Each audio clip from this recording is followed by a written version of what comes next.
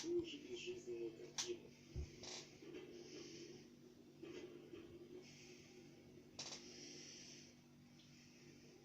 На первый взгляд кажется, что Анджелине Смит совершенно нечего делать.